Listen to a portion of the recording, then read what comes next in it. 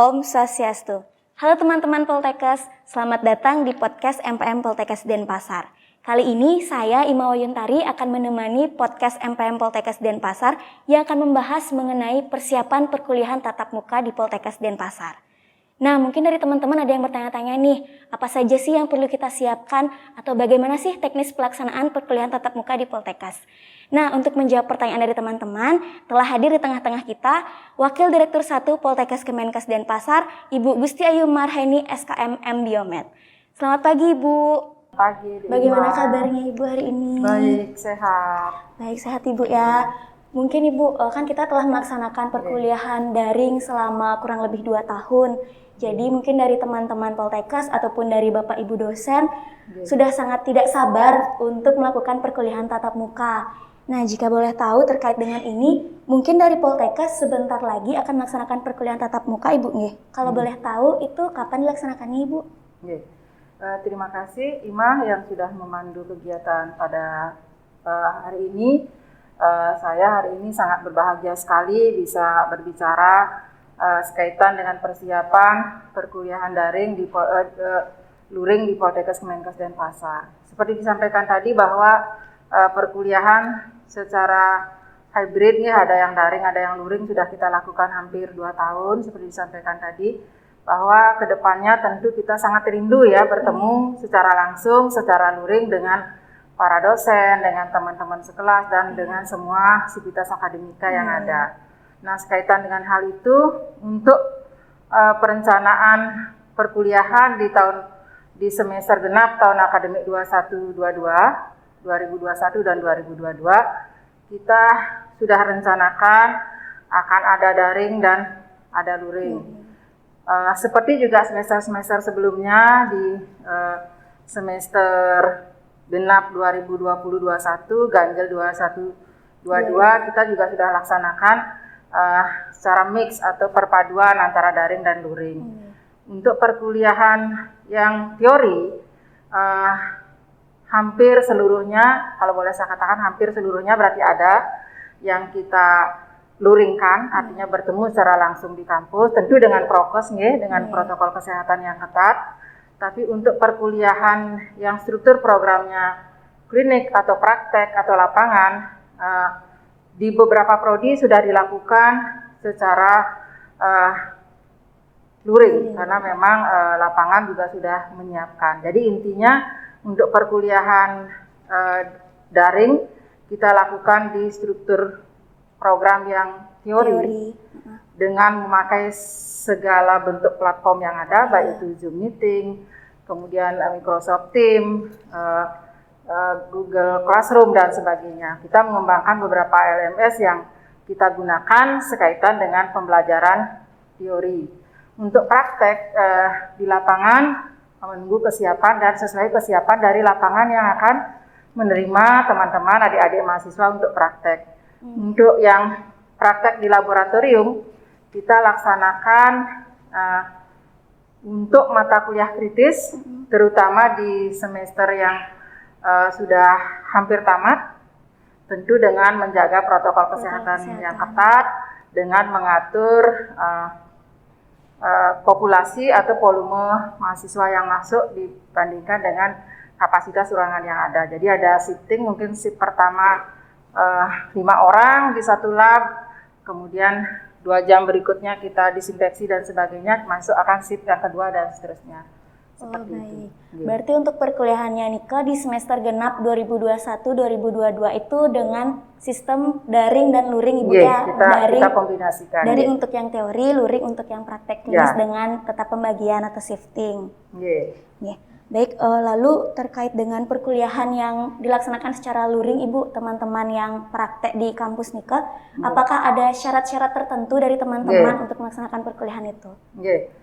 Syarat-syarat yang kita persyaratkan bagi adik-adik yang akan melakukan kegiatan atau aktivitas di kampus, tentu dengan protokol kesehatan, karena sampai saat ini juga kita masih dihantui oleh pandemi COVID ini, apalagi terakhir ini sekarang ada varian baru yang membuat kita juga selalu berdoa mudah-mudahan tidak ada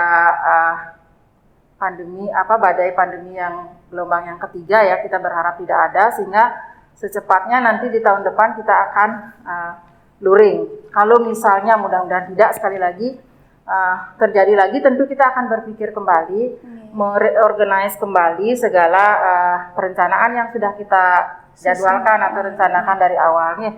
Jadi kita berdoa bersama, mudah-mudahan tidak terjadi. Untuk di semester genap ini kita berencana memang akan menghadirkan mahasiswa ke kampus dengan tadi protokol kesehatan yang ketat, dengan memperhitungkan rasio ruangan yang akan dipakai sehingga jaga jarak tetap dilakukan. Kemudian persyaratan yang lain, kami berharap teman-teman adik-adik sudah vaksinasi. Vaksinasi COVID-19 paling tidak dosis kedua. Karena Anda bukan nakes, baru calon nakes, jadi vaksinasi dosis kedua kita persyaratkan. Kalau saya nakes, karena kebetulan bidan praktek mandiri, jadi saya sudah praktek 3 kali. Vaksin 3 kali. Jadi teman-teman yang calon nakes ini paling tidak sudah vaksinasi 2 kali. Jadi tolong nanti bisa menunjukkan itu. Berikutnya juga kita akan aktifkan aplikasi Peduli Lindungi di masing-masing gedung yang kita punya, sehingga memang kita aman. Baik dari segi adik-adik yang mahasiswa maupun kami, para dosen dan semua staf Dendik yang ada. Seperti itu. Baik Ibu. Berarti untuk teman-teman jangan lupa untuk melakukan vaksinasi 2 kali Ibu ya. Jika memang ada yang belum vaksinasi 2 kali, berarti belum bisa melakukan perkuliahan tatap muka Ibu ya? Diupayakan secepatnya untuk melengkapi, karena kita masih punya waktu ya adik-adik ya. Perkuliahan semester genap akan kita mulai di minggu kedua di bulan Januari ya. Jadi kita masih punya waktu lebih kurang 3 minggu ke depan untuk melengkapi dan melakukan vaksinasi yang kita persyaratkan. Mudah-mudahan kita semua memang bisa mengejar itu dan kita akan merasa lebih aman ya. Baik Ibu, terkait dengan sarana dan prasarana perkuliahan tatap muka nih Ibu, selain akan menggunakan aplikasi Peduli Lindungi, apakah ada sarana dan prasarana lain yang sudah dipersiapkan oleh Poltekkes Ibu?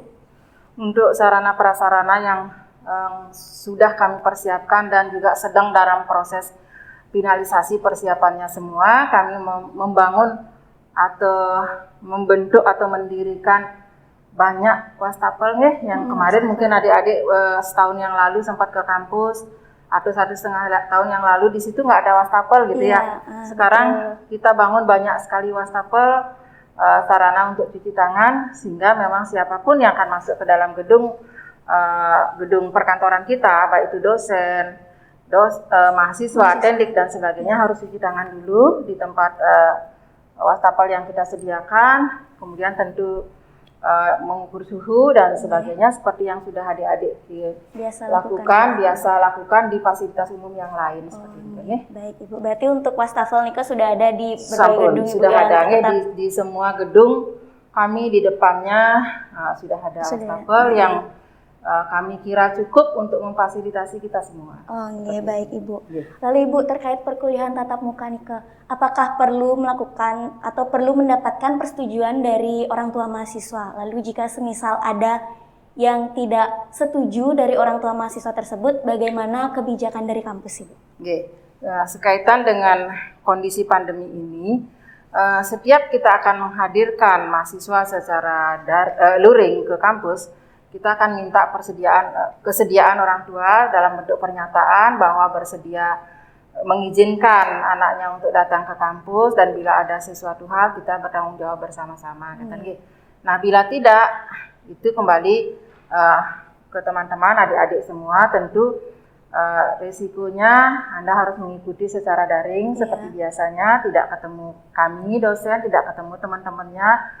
Jadi secara kontak sosial secara langsung jadi kurang ada, walaupun sekarang media sosial sangat banyak sekali, sangat banyak platform yang bisa mensupport kita untuk melakukan komunikasi walaupun tidak bertemu secara langsung.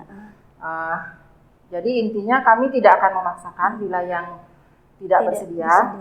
Tentu ada hal-hal tambahan yang harus adik-adik lakukan untuk mengejar dalam tanda kutip bahwa tidak ikut, tidak bersedia dan sebagainya. Jadi ada support sistem yang lain yang harus disiapkan untuk membalancing hal itu gitu ya. Berarti untuk teman-teman Poltekkes yang tidak diizinkan atau sedang sakit berarti tetap melakukan perkuliahan secara daring Ibu ya melalui platform yang telah tersedia Ibu. Bila kondisi memang tidak memungkinkan apalagi yang sakit ya, tentu kita tidak akan izinkan ketemu dengan kita semua dengan yang lain. Kami pun dosen Sivitas Akademika bila merasa tidak enak badan atau batuk tiba-tiba di kantor kita pulangkan karena kita takut, kita tidak pernah tahu apakah itu batuk biasa atau batuk karena sindroma COVID dan sebagainya. Sehingga kalau memang ada yang batuk pilek, panas, kita akan pulangkan untuk mencegah penularan kepada yang lain gitu ya. Jadi yang bisa beraktivitas keluar rumah itu memang yang benar-benar dalam kondisi sehat. Nah untuk itu tentu upaya-upaya sudah kita lakukan ya. Sudah banyak upaya yang kita lakukan dalam 1-2 tahun terakhir ini. Bagaimana kita tetap sehat. Dan bagi yang sudah pernah terkonfirmasi, sudah merasakan bagaimana tidak nyamannya, bagaimana stresnya. Karena saya salah satu orang yang sudah pernah terkonfirmasi, jadi tahu rasanya bagaimana. Dan kita tentu berupaya jangan sampai begitu lagi gitu ya. Teman-teman, adik-adik mudah-mudahan tidak pernah terkonfirmasi ya. Baik, untuk teman-teman yang melakukan perkuliahan luring nanti Ibu, apakah perlu mengumpulkan seperti tes PCR atau swab antigen atau swab antigen yang lainnya, apakah perlu dikumpulkan atau memang hanya memastikan kondisi dengan keadaan baik Ibu? Enggak. Kalau untuk tes PCR dan antigen itu sementara untuk perkuliahan di kampus tidak kami wajibkan. Kalau ke lapangan tentu mengikuti aturan yang ada di lapangan kita ikuti karena kita akan masuk ke rumah orang, tentu kita ngikutin aturan yang ada di situ. Kalau kita di sini di kampus kita tidak wajibkan itu, kita jaga prokes, kita ada aplikasi untuk screening bahwa kita sehat, kemudian peduli lindungi aman, suhunya aman, seperti itu ya. Dan tetap selama proses tentu kita physical distancing harus dijaga, kemudian jangan sampai membuka masker bersama-sama ya. Yang penting adalah gitu, adik-adik nanti ketemu temennya saking gembiranya, lupa maskernya dibuka, berpelukan dan sebagainya. Kita nggak pernah tahu yang sehat siapa, yang sakit siapa ya. Jadi makan pun diupayakan jangan bersama-sama. Kalaupun bersama-sama jangan berhadapan-hadapan sehingga kita tidak langsung droplet misalnya apa. Seperti ini diupayakan sehingga kita berharap semuanya sehat. Baik Ibu. Lalu Ibu untuk mahasiswa di program studi alih jenjang atau profesi itu bagaimana kebijakan perkuliahan nanti? Untuk mahasiswa di program alih jenjang itu struktur programnya ada yang teori, ada yang prakteknya sama dengan mahasiswa yang di Prodi D3 maupun di Sarjana Terapan. Untuk struktur program yang teori sama perlakuannya dengan kita yang di Prodi D3 maupun di Sarjana Terapan yang reguler ya adik-adik ya, yang alih jenjang itu sama. Untuk praktek, nah sama juga seperti yang tadi. Jadi kita kesiapan lapangan seperti apa? Sehingga memang kita siapkan untuk yang struktur programnya klinik atau praktek, kita bawa ke lapangan. Dan nilai plusnya daripada alih jenjang atau profesi, mungkin ada 50% di antara mahasiswa itu yang sudah bekerja, sudah punya praktek sendiri. Jadi mungkin bisa praktek di tempatnya sendiri, di praktek temannya, atau di tempat kerjanya sendiri yang kita akan akui dengan mata kuliah yang ditempuh sesuai dengan pembebanan dan regulasi yang ada seperti ini. Dan untuk yang mahasiswa profesi, karena ini struktur programnya kan semuanya adalah praktek ya atau klinik. Kita punya dua prodi profesi nurse untuk perawat dan profesi bidan untuk di jurusan kebidanan. Itu struktur programnya semua klinik atau praktek, jadi sepenuhnya ada di lahan praktek. Dan itu kita memang bawa ke lahan praktek yang memungkinkan teman-teman kita di prodi profesi itu mencapai capaian pembelajaran lulusan yang diharapkan. Sama seperti tadi, kalau sudah punya lahan praktek tempat pekerja, silahkan di situ, kurangnya akan dicari di tempat lain. Sehingga kita berharap semuanya berjalan secara harmoni, tujuan pembelajaran tercapai, dan kita semua aman. Ya, berarti kurang lebih sistemnya masih sama aja Ibu ya untuk program studi yang lain. Sama. Baik Ibu, lalu untuk masalah seragam, kan kemungkinan ada ini beberapa dari teman-teman mahasiswa baik tingkat 1 ataupun tingkat 2 yang belum memiliki seragam untuk ke kampus. Nah, jika nanti kita akan melaksanakan perkuliahan secara tatap muka, terkait seragam itu bagaimana kebijakannya Ibu? Untuk seragam mungkin seperti tahun-tahun kemarin ya, karena ini sebenarnya seragam itu kan sudah ada di tahun pertama. Tapi karena kondisi ini mungkin sudah ada di jurusan belum sempat dibagikan atau apa, ada beberapa kendala dalam hal itu. Untuk sementara kita pakai hitam putih seperti pada saat Anda PPSM ya, masih ingat ya PPSM dulu pakai atasan putih bawahnya hitam. Celana hitam ya. Seperti itu, kemudian dengan identitas yang kita miliki. Dan secepatnya tentu kalau memang sudah boleh ke kampus, tentu bisa diambil dan bisa didistribusikan oleh pihak kampus untuk seragamnya. Baik Ibu. Nah, jadi untuk rekan-rekan teman-teman Poltekkes yang mungkin belum memiliki seragam itu bisa menggunakan pakaian atasan kemeja putih dan bawah celana hitam Ibu untuk agar bisa tetap melaksanakan kegiatan perkuliahan tatap muka.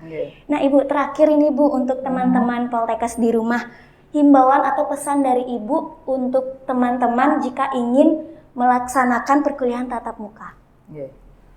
Terima kasih pertanyaannya. Jadi untuk pesan saya kepada semua adik-adik, anak-anak saya di rumah, kita akan segera melaksanakan pembelajaran tatap muka bila situasinya memungkinkan. Jadi tolong tetap jaga protokol kesehatan dimanapun kalian berada, jaga kondisi fisik dengan berolahraga, makan yang bagus, jangan sampai nanti terjadi penurunan kondisi, karena sering pada kondisi pandemi ini kita terbatas keluar sehingga di dalam rumah saja makan, tidur, obesitas. Ya banyak kejadian seperti itu, terutama anak-anak kecil. Saya perhatikan yang SD gitu, banyak sekali kok tiba-tiba besar ya anak itu karena memang aktivitas fisik kurang. Jadi teman-teman, adik-adik yang sudah di masa remaja tentu sudah paham bagaimana caranya mengatur makan, aktivitas, olahraga, dan hal-hal yang lain diseimbangkan dengan cara yang benar. Jangan sampai nanti untuk alasan yang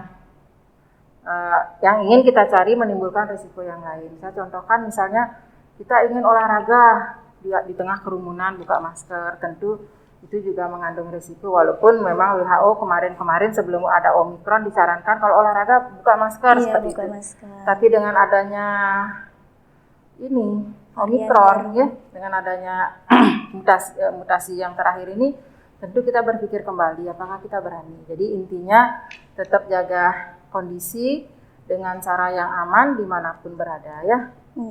Sehingga kita berharap kita secepatnya bisa bertemu secara langsung di kampus atau di tempat praktek.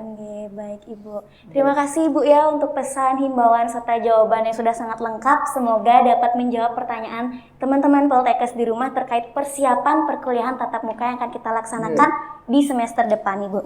Nah, untuk teman-teman Poltekkes di rumah, diingatkan kembali ya bahwa kita akan melaksanakan perkuliahan tatap muka mulai dari semester genap tahun 2021-2022. Jadi, ayo kita bersiap-siap dengan tetap mematuhi protokol kesehatan seperti memakai masker, menjaga jarak, mencuci tangan, menghindari kerumunan, dan jangan lupa aktifkan aplikasi Peduli Lindungi, serta bagi teman-teman yang belum melakukan vaksinasi sebanyak 2 kali, dipersilakan untuk melakukan vaksinasi cepatnya agar kita bisa bertemu di perkuliahan tatap muka nanti.